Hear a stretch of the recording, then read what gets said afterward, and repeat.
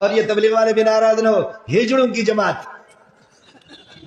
تبلیغ والے ناراض نہ ہو، ہجڑوں کی جماعت، ہجڑوں کی جماعت. ارے بابا ہاٹ ہزاری کے مدرسے سے معلوم کر لو، اور اللہ آپ کا بھلا کریے کہ کیا ہے، مفتی شہید اللہ سے معلوم کرو، اپنے علماء سے معلوم کرو کہ ہجڑوں کی تقریر مردوں کو سننا جائز ہے. دوستوں، تبلیغی جماعت میں لاکھ خامیاں ہوں، لیکن انہیں ہجڑے کی جماعت جیسی سخت اصطلاح سے پکارنا نہایت غلط اور برا عمل ہے،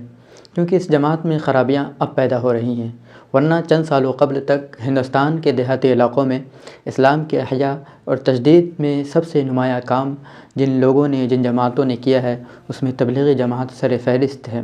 اسی منظم جماعت کا ہاتھ ہے کہ پورا ہندوستان آج نور ایمان سے جگمگا رہا ہے.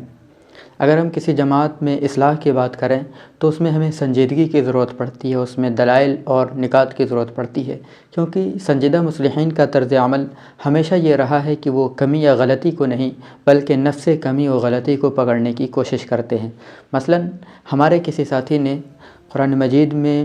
تجوید کی غلطی کی تو اصلاح کے وقت ہم نفس خطا پر غور کرتے ہوئے یہ کوشش کریں گے کہ آخر یہ غلطی ہوئی کیوں، مدرسوں میں پڑھنے کے باوجود، نمازوں میں بار بار سننے کے باوجود یہ غلطی صحیح کیوں نہیں ہوئی. پھر ہم مناسب طریقے کو اختیار کرتے ہوئے اپنے ساتھی کو بتائیں گے کہ تم نے فلاں غلطی کی، اس کو اس طرح سے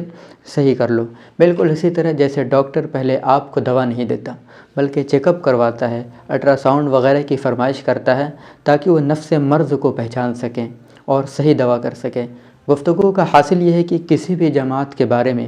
ہمیں ایسے الفاظ کا استعمال نہیں کرنا چاہیے جس سے لوگوں کے جذبات و احساسات کو ٹھیس پہنچے، جس سے لوگوں کی ایک بڑی تعداد جڑی ہوئی ہو، کیونکہ اس طرح سے انتشار کا اور افتراق کا ماحول بنتا ہے. باقی تبلیغی جماعت پر ہم نے 2 ویڈیوز میں تفصیلی گفتگو کی ہے، جسے آپ ڈسکرپشن میں موجود لنک کے ذریعے دیکھ سکتے ہیں. ملتے ہیں پھر کسی اور ویڈیو کے ساتھ، تب تک کے لیے اپنا خیال رکھیں. السلام علیکم ورحمۃ اللہ وبرکاتہ.